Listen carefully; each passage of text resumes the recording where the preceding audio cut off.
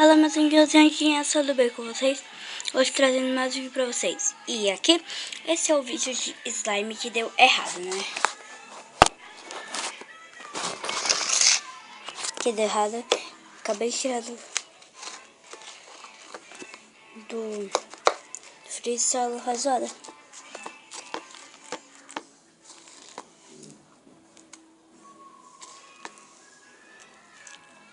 Foi feito com shampoo e sal, gente.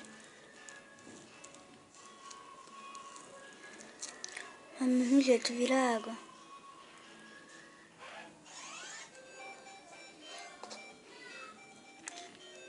Eu acho que tinha dado certo, só que depois ela estica.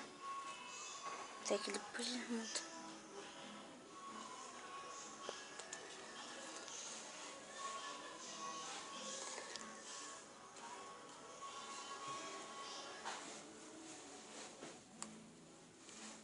Esse foi o vídeo.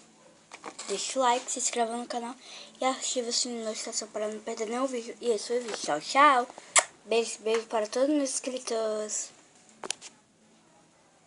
Tchau, tchau.